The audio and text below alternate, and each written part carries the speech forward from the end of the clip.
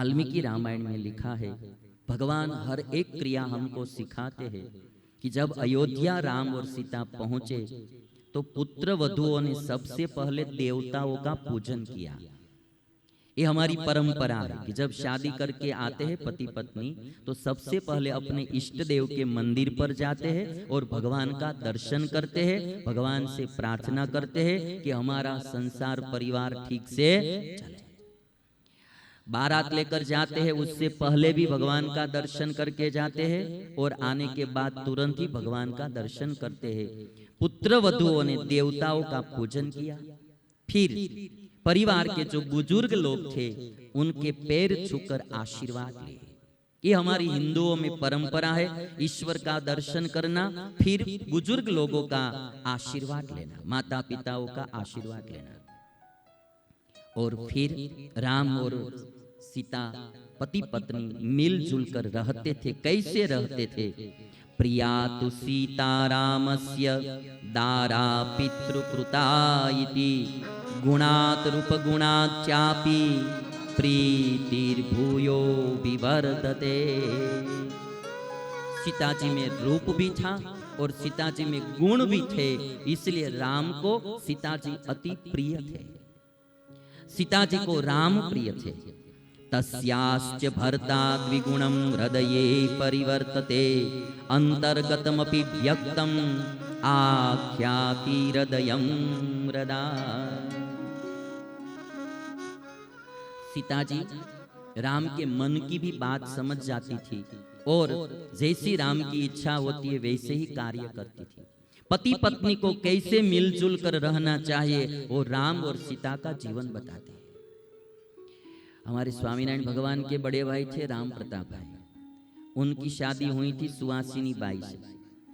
तो दोनों जब रहते थे तो कैसे रहते थे? हमारे शास्त्रों में, स्वामीनारायण भगवान के शास्त्रों में कहा गया कि जैसे पुष्प में सुगंध मिलकर रहती है और दूध में शक्कर मिलकर रहती है, वैसे ही पति पत्नी मिलजुल कर रहते थे।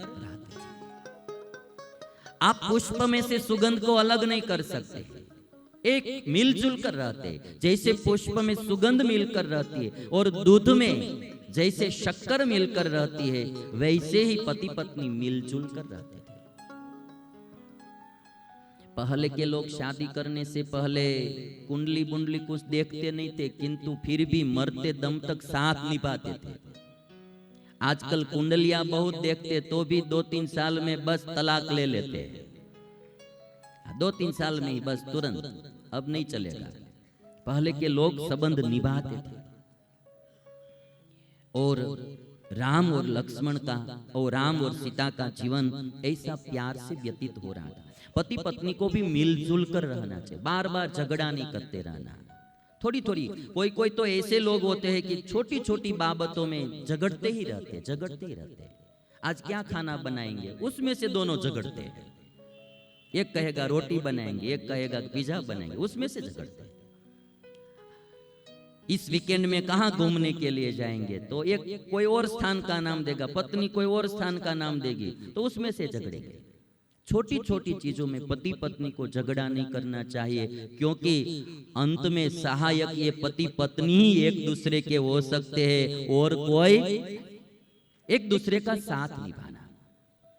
पतियों को मुझे ये भी कहना है कि थोड़ा पत्नियों के लिए समय भी निकालना। आजकल पति लोग हैं ना, पैसा कमाने में इतने डूब जाते हैं, अपने बच्चों के लिए समय नहीं निकालते हैं, अपनी पत्नी के लिए समय नहीं निकालते हैं। भागवत में प्रसंग आएगा, कृष्ण भगवान को 16,108 पत्नियां थी। कितनी? आप देख लीजिए, 16,108 पत्नियां थी, फिर भी कभी भी कृष्ण भगवान और उनकी पत्नियों में झगड़ा नहीं हुआ था। कितना हैंडल करते होंगे कृष्ण, आप देख लीजिए। और आप एक एक में उब जाते हैं, थक जाते हैं। इसलिए थोड़ा पतियों को, और भागवत में लिखा है कि कृष्ण भगवान सब पत्नियों के साथ बैठते थे, खबर अंतर पूछते थे, उसको प्यार से और भाव से रखते थे। आजकल पति लोग पत्नियों को समय नहीं देते। सुबह में निकल जाते हैं, पूरे दिन धंधा में, बिजनेस में रहते, शाम को आते हैं, खाकर तुरंत टीवी के सामने बैठ जाते हैं, या बस टीवी में से फ्री हुआ तो स्मार्टफोन तो होता ही है, बस ऐसे ऐसे ऐसे बस फोन में ही देखते रहते। पति के सामने, पत्नी के सामने देखते ही नहीं, बच्चों के सामने देखते ही नहीं। एक पति अपनी पत्नी से कह रहा था कि मैंने कितनी बार आपसे कहा कि रसोई बनाते समय आप व्हाट्सएप मत देखा करो, भोजन बनाते समय आप व्हाट्सएप मत देखा करो। देखो तो सही, एक कढ़ी में कोई नमक नहीं डाला है, बिल्कुल फिक्की कढ़ी लग रही है, कोई भी स्वाद नहीं है कढ़ी में। कितनी बार कहा है आपसे कि भोजन बनाते समय व्हाट्सएप मत देखा करो, ये बिल्कुल कढ़ी छाछ जैसी लगती है, कोई स्वाद ही नहीं है। पत्नी ने कहा, मैंने भी आपसे कितनी बार कहा है कि भोजन करते समय व्हाट्सएप मत देखा करो, आप कढ़ी नहीं पी रहे हैं, छाछ ही पी रहे हैं। कढ़ी कहाँ पी रहे, छाछ ही पी रहे। ये व्हाट्सएप ने आज बहुत लोगों की जिंदगी बर्बाद कर दी है। काम का भी बहुत है व्हाट्सएप, किंतु पति पत्नियों के संबंध बिगाड़ने में फर्स्ट नंबर में किसी को दूंगा तो व्हाट्सएप और फेसबुक को दूंगा। ये मेरी बात आज थोड़ी सी कड़वी लगेगी, किंतु बाद में आपको पता चलेगा कि आज फेसबुक और व्हाट्सएप के माध्यम से पति पत्नियों का रिलेशन टूट रहा है, एक दूसरे का मन डाइवर्ट हो रहा है, बाहर के मित्र बनाने में घर का मित्र दूर हो जाता है। किसी न किसी के साथ ऐसे ही बातें करते रहते हैं, फ्री होते हैं बिल्कुल। अपने पति और अपने पत्नी का ख्याल रखो मेरे यार, किसी के साथ ऐसी बातचीत वृथा मत करो, इसमें से आपका परिवार बिगड़ जाएगा, संबंध टूट जाएगा, फिर दुखी होने का समय आएगा। बहुत से परिवार आज टूट रहे, पति पत्नी के संबंध बिगड़ रहे व्हाट्सएप के कारण। और जो आईडी होता है ना, नाम चेंज कर देते हैं अपना, व्हाट्सएप में फेसबुक में बातें करते हैं। तो एक पति अपना नाम चेंज कर कर एक कोई और स्त्री के साथ बातें किया करता था, और एक स्त्री थी तो वो भी अपना आईडी चेंज करके एक पर पुरुष के साथ बातें किया करती थी। फिर दोनों की बातें बहुत दिनों तक चली। फिर उन्होंने निश्चित किया कि हम एक होटल में भोजन करने के लिए इकट्ठे होते हैं। तो 6 महीने के बाद जब दोनों एक होटल में इकट्ठे हुए तो सगे पति पत्नी निकले। ये बनी हुई घटना है, न्यूज़पेपर में आ गई हुई घटना है, दोनों सगे पति पत्नी निकले। तो पति ने कहा कि अली तू, तो पुलिस ने कहा कि तू, तब से संबंध कट।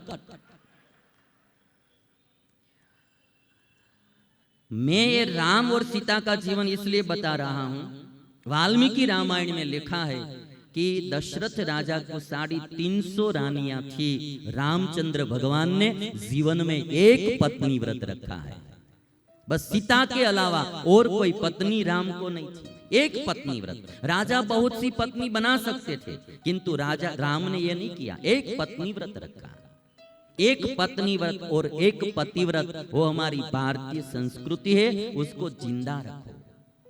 आजकल लोग व्हाट्सएप और फेसबुक के माध्यम से बहुत आगे जा रहे हैं। एक पति अपनी पत्नी से कह रहा था कि आपको मालूम है कि दशरथ राजा को 350 रानियां थी? पत्नी कहती हाँ मालूम। तो पति बोलता है कि क्या तो मैं दूसरी पत्नी बना सकता हूं? दशरथ को तो 350 थी, तो मैं दूसरी पत्नी बना सकता हूं? तो पत्नी ने कहा कि क्या आपको मालूम है कि द्रौपदी को 5 पति थे? पति चुप, फिर कुछ बोला ही नहीं। तो संबंध निभाना है तो एक पत्नी व्रत और एक पति व्रत रखना चाहिए।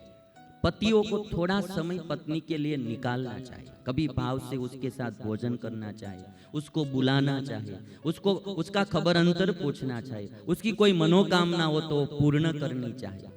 आजकल इतने पैसे के पीछे लोग पागल हो जाते हैं तो परिवार में ध्यान ही नहीं देते, फिर अकेली घर में रहती है तो उसका मन भटक जाता है, उसका मन इधर उधर चला जाता है।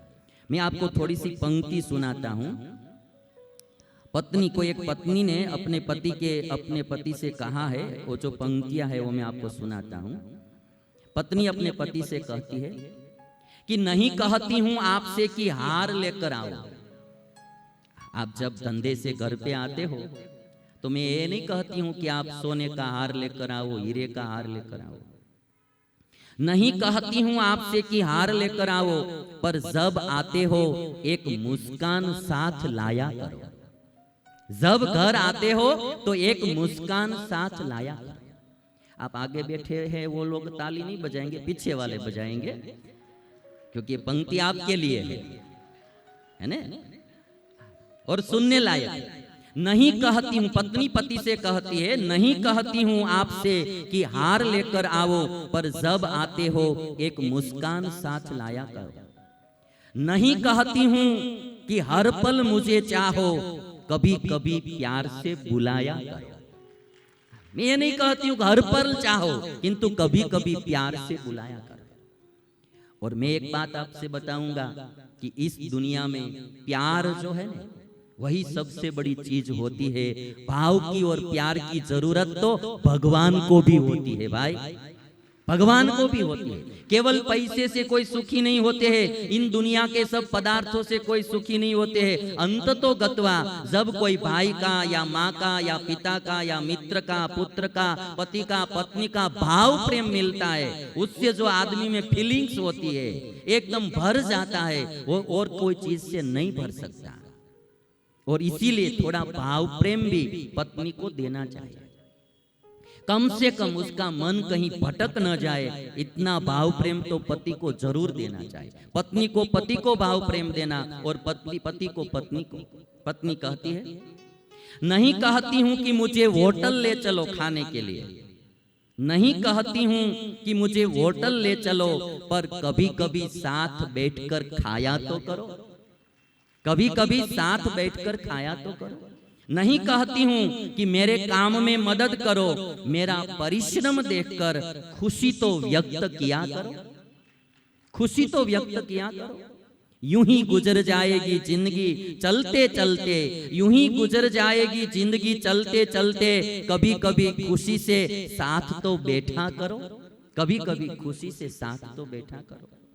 पति को पत्नी के लिए थोड़ा टाइम निकालना चाहिए। हमने अभी ऋषिकेश की शिविर में कहा था कि जिंदगी में आप थोड़ा कुछ ऐसा करो कि 1 घंटा ईश्वर भक्ति के लिए जरूर निकालना। 24 घंटे हर दिन हमारे पास होते हैं, कम से कम 1 घंटा ईश्वर की आराधना के लिए निकालना चाहिए। भगवान की पूजा करो, भगवान का ध्यान करो, भगवान का नाम संकीर्तन करो, या कोई सत्शास्त्र का श्रवण करो। 1 घंटा ईश्वर की भक्ति के लिए निकालना चाहिए। 1 घंटा कम से कम अपने परिवार के लिए निकालना चाहिए। कभी माँ के साथ थोड़ी देर बैठो, कभी पिता के साथ, कभी पत्नी के साथ, कभी अपने बच्चों के साथ। बेटा आज शिक्षक ने क्या पढ़ाया, बेटा आज तुमने क्या पढ़ा, थोड़ी देर थोड़ा समय बच्चों के लिए भी निकालना चाहिए। 1 घंटा कम से कम। आज 1 घंटा पत्नी को दिया तो कल 1 घंटा पिता को, माता को या बच्चे को। 1 घंटा परिवार के लिए निकाला कर, और हो सके तो 1 घंटा समाज के लिए निकालना चाहिए। कोई सामाजिक कार्य के लिए 1 घंटा निकालना चाहिए। एक दिन हम सब स्मशान में राख होने वाले हैं, हमारे इस शरीर की राख हो जाए उससे पहले थोड़ा पुण्य काम भी कर लेना। तो ये 3 घंटा आप याद रखना। 1 घंटा ईश्वर की भक्ति के लिए, 1 घंटा परिवार के लिए, और 1 कलाक 1 आवर जो है